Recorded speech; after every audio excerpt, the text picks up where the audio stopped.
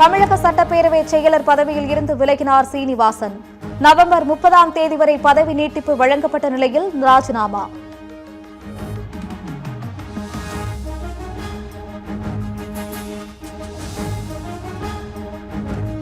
பாஜகவில் இருந்து அதிகாரப்பூர்வமாக விலகினார் அண்ணாமலை. தேசிய தலைவர் நிதின் நபினை நேரில் சந்தித்து விலகல் கடிதத்தை வழங்கினார்.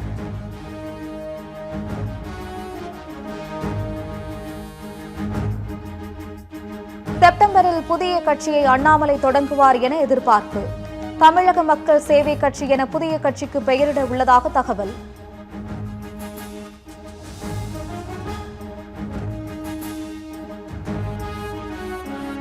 சென்னை துறைமுக வாயிலில் உள்ள குடோனில் இருந்த சல்பர் அதிக வெயில் காரணமாக எரிந்து வாயு கசிவு. தலைமைச் செயலகம் வெளியே திடீரென ஏற்பட்ட புகை மூட்டத்தால் பரபரப்பு.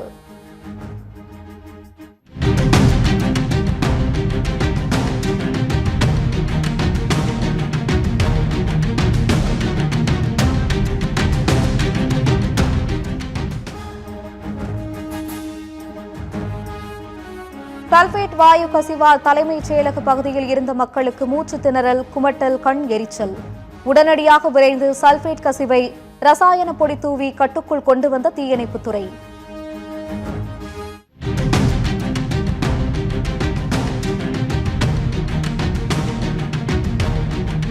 தொண்டை எரிச்சல் இருமல் வந்துச்சு. மூக்க மூடலாம், மூக்க முடியாது. ஏன்னா சுகர் பேஷண்ட் அதனால மூக்க அதிக நேரம் மூட முடியல. எல்லாரும் கட்சிப்படுத்தினேன். தலைமைச் செயலகம் உள்ள பகுதியை உள்ளடக்கிய சுற்று வட்டாரத்தில் நைட்ரஜன் டை ஆக்சைடு, அமோனியா வாயு காற்றில் கலந்தது. வாயு கசிவு காற்றில் பாதிப்பை ஏற்படுத்தியதாக மாசு கட்டுப்பாட்டு வாரியம் விளக்கம்.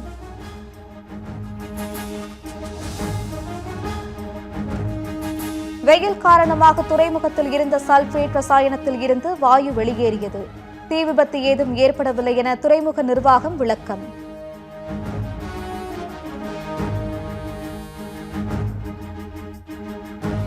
தமிழகத்தில் காலியாக உள்ள மாநிலங்களவை உறுப்பினர் பதவியை கேட்கும் காங்கிரஸ். தாவேக காங்கிரஸ் கூட்டணி அமைய முக்கிய காரணமாக இருந்த பிரவீன் சக்கரவர்த்திக்கு மாநிலங்களவை சீட் கேட்டு வருவதாக தகவல்.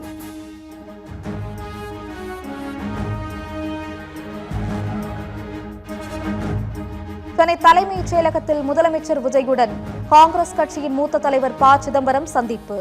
மரியாதை நிமித்தமான சந்திப்பு என தலைமைச் செயலக வட்டாரங்கள் தகவல்.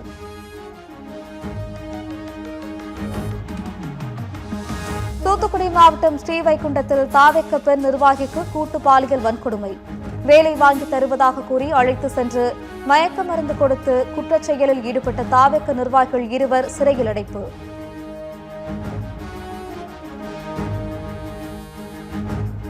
போதைப்பொருள் விற்பனையை தட்டி கேட்டால் கொலைதான் பதிலா? இதுதான் மாற்றமா என எடப்பாடி பழனிசாமி கேள்வி. சட்டம் ஒழுங்கிற்கு பொறுப்பேற்காமல் நழுவ முயல்வது வெட்கக்கேடு எனவும் விமர்சனம்.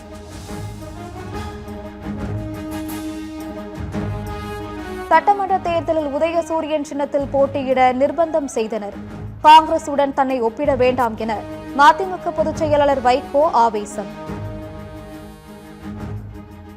24 மணி நேரத்துக்கு அது கடைசி நேரத்திலும் அங்கும் நாங்கள் தனிச்சின்னத்தில் போட்டியிடக்கூடாது, உதயசூரியனில் தான் போட்டியிட வேண்டும் என்ற நிர்பந்தத்தால் அதையும் நாங்கள் ஏற்றுக்கொள்ள வேண்டியதாயிற்று. காங்கிரஸ் ராஜ்யசபாவும் 27 சீட்டு வாங்கிட்டு மந்திரி சபையிலே சேர்ந்துட்டாங்களே, எப்படி எங்களை அவங்களை கம்பேர் பண்றீங்க?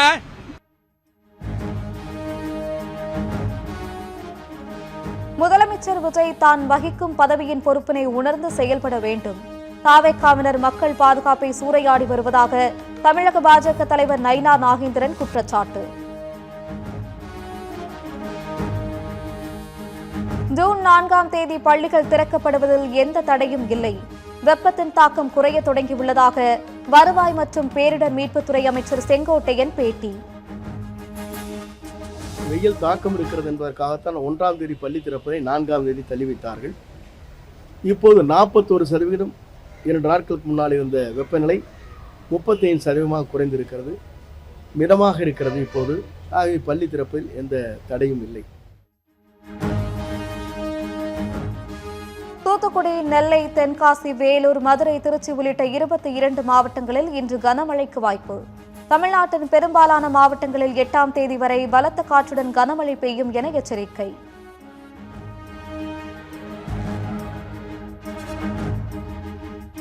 கேரளத்தில் நாளை மறுநாள் தொடங்குகிறது தென்மேற்கு பருவமழை. பருவமழை தொடங்குவதற்கு சாதகமான சூழல் நிலவுவதாக இந்திய வானிலை ஆய்வு மையம் தகவல்.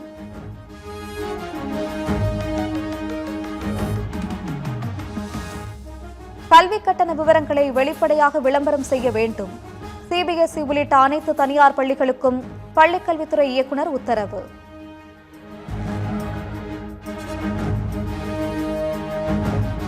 புலிப்பட விவகாரத்தில் முதல்வர் விஜய்க்கு எதிரான வழக்கு வாபஸ். புலிப்படத்தில் பெற்ற 15 கோடி ரூபாயை மறைத்ததாக தொடரப்பட்ட வழக்கை தள்ளுபடி செய்து சென்னை உயர்நீதிமன்றம் உத்தரவு.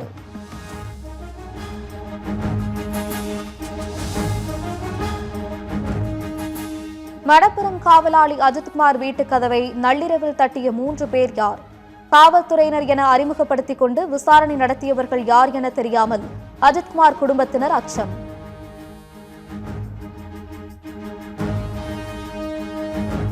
தமிழகத்தில் ஆகஸ்ட் 1ஆம் தேதி முதல் மக்கள் தொகை கணக்கெடுப்பு தொடக்கம். முதன்முறையாக டிஜிட்டல் முறையில் நடத்தப்படும் கணக்கெடுப்பு பணிகள்.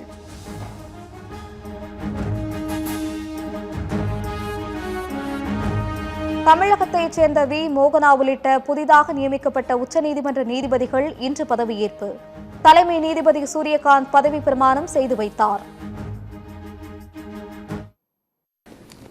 I, Venkata Subramani Mohana, having been appointed a judge of the Supreme Court of India, having been appointed a judge of the Supreme Court of India,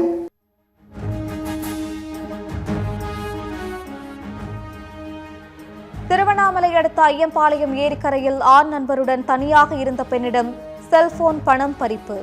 6 பேரிடம் போலீசார் விசாரணை நடத்தும் நிலையில் தலைமறைவாக உள்ள 4 பேருக்கு போலீசார் வலை.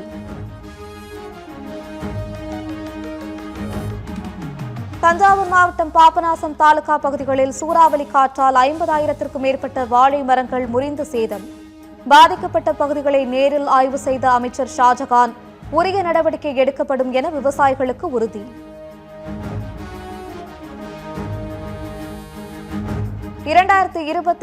IPL தொடரின் முதல் ஆட்டத்தில் RCB வீரர் டிம் டேவிட் விளையாட தடை.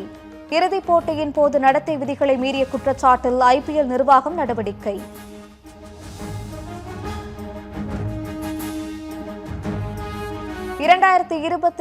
IPL தொடரில் பல அணிகளுக்கு புதிய கேப்டன்கள் நியமனம் செய்யப்படுவார்கள். இந்திய அணியின் முன்னாள் கேப்டன் சுனில் கவாஸ்கர் கணிப்பு.